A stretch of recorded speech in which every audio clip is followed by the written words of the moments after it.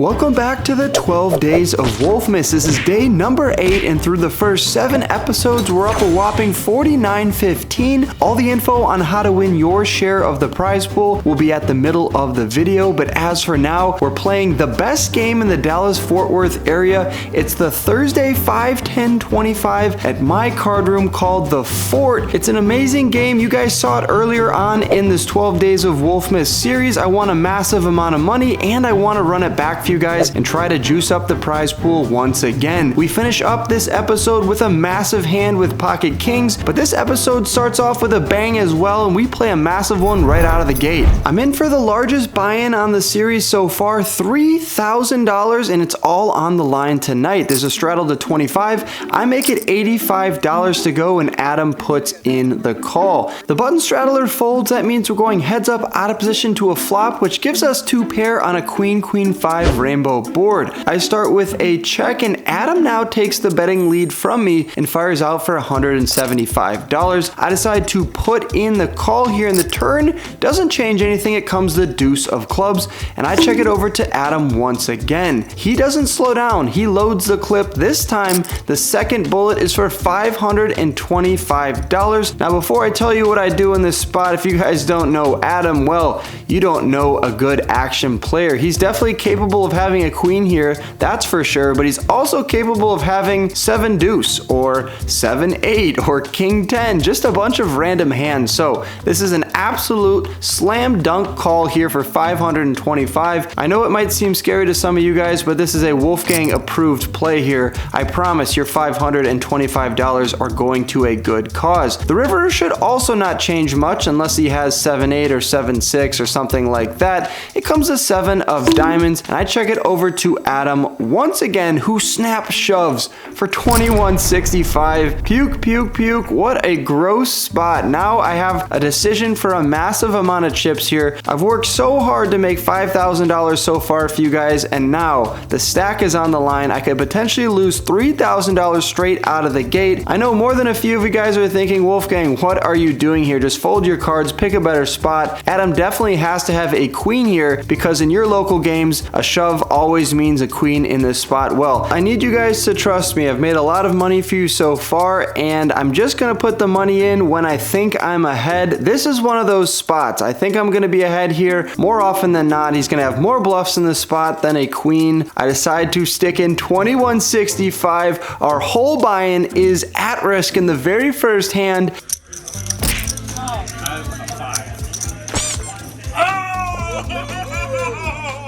Look at that. We are taking down a massive pot. Ace-5 offsuit. I love that he's happy. You're such a good guy. That's awesome. You're such a good guy. Yo, say something to the people for Christmas. I'm giving all the money away. Merry Christmas. Merry Christmas. Everyone, shout out to Adam. You can thank this guy. Merry Christmas. I take all his money, I give it to you.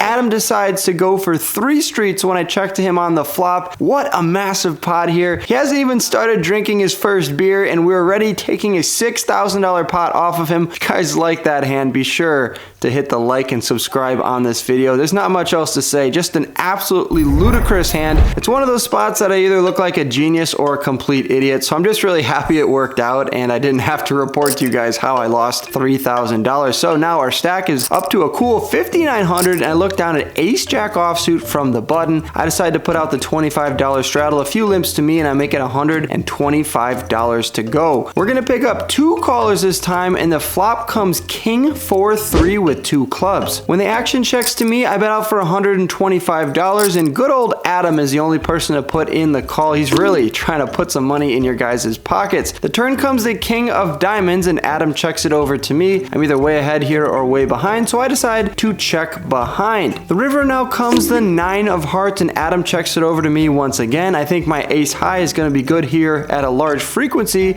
against some of his queen and jack high holdings, so I decide to check behind, and he tables another ace high, but a worse kicker, so we are taking down a nice $565 pot, 2 for 2 on the session. All right, another nice holding, ace-10 offsuit from the hijack. I make it $30 to go. Adam is the main character, obviously, previously in this vlog. If you haven't got the picture, this 5, 10, 25 game circles around him. You're either going to win massive or you're going to lose massive, and in Adam's case, that's what he comes here to do. He publicly says that he plays poker to hurt other players. So if that's not your speed, avoid this game at all costs. I decided to put in the call here, so we're going heads up out of position to a flop, which comes queen 8-7 with 2 spades. I check call a bet to 150. Obviously, I shouldn't have to explain it by now, but my ace high should be good. The turn comes the 5 of clubs, and I check it over to Adam once again, who checks behind, which brings in an interesting card. It pairs the top card, the queen of hearts. I check it over to Adam once again, and now he pots it for $500. I said it's an interesting river card because when he pots it here, he's pretty much saying he has a queen or a set or nothing. My ace high beats all of that nothing, but are we really gonna find the call here? I was right when I hero called him in the first one. I'm going to make a disciplined fold here, even though I think I might be ahead at like a 25% frequency here. I end up folding my cards, and he shows 5-3 offsuit. So he had the best hand. What a value bet there from Adam. I don't know if he was trying to bluff me off the best hand or if he was value betting, but if I call there and he shows me a pair of 5s, I'm absolutely sick to my stomach because my read was correct, but he just shows up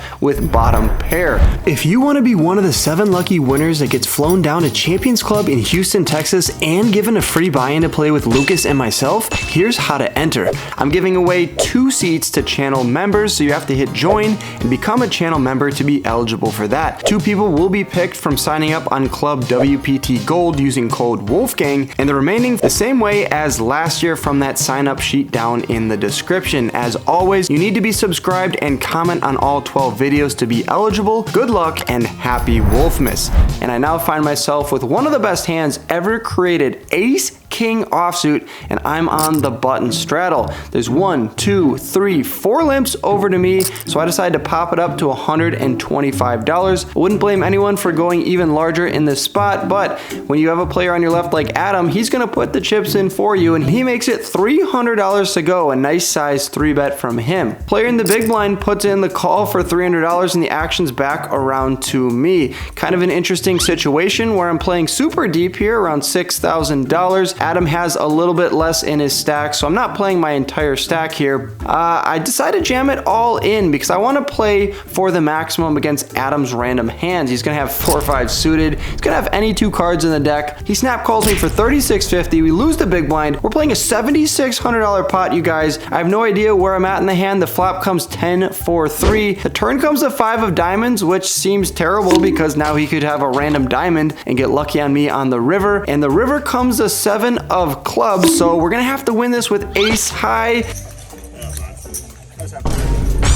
5 deuce offsuit for $3,600 pre-flop. Adam, are you kidding me? He turns a pair and the flush draw. He had an open-ended straight draw on the flop. What a board for 5 deuce offsuit. And even though my stack is back to what it was at the beginning of the session, this one feels horrible. So if I win this one, we're up to like $10,000. I'd be up $7,000 for you guys, but instead we are dead even because Adam turns a 5. How gross is this? Live poker is so rigged. All right, in this next hand, I look down at ace 10 offsuit. Adam has a $25 straddle on, and I make it $75 to go. Adam puts in the call. We're going heads up to the flop, which comes king 10-9 with 2 spades. I decided to bet out for $75 here with my second pair, and Adam puts in the call. The turn comes the 8 of spades, and I decide to check. Adam checks behind here, and the river now comes the 4 of clubs. I go into check call mode here over to Adam. He fires out for $125.